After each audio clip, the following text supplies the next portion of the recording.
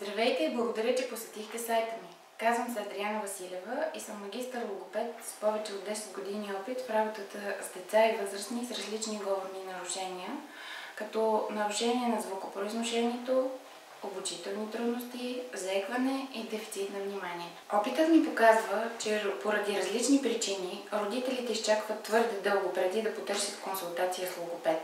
Обезверени са, че детето им изобщо ще проговори или че ще се оправи от само себе си. Това обаче никога не се случва. Колкото по-дълго чакате, толкова повече проблемът се задълбочава.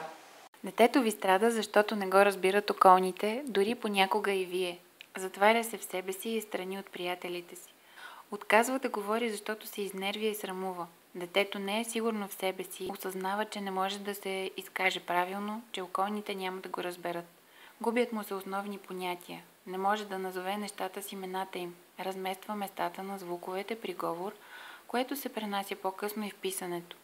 В училищна възраст проблемите се задълбочават в резултат на затруднения говор.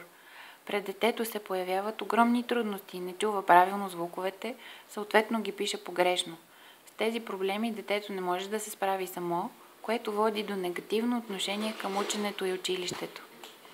Говоря за деца, но възрастните преминават през същото. Идва момент, в който нарушенията на звукопроизношението и насечената реч започва да пречи. При някои нарушения говор е сериозна пречка в някои професионални сфери.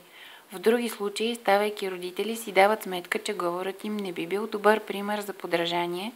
Трети не се чувстват комфортно сред приятелите си заради говорния дефект, който не е бил отстранен в детството. Затова, ако вие или вашето дете имате говорно нарушение, попълнете формата, за да оговорим час за безплатна консултация.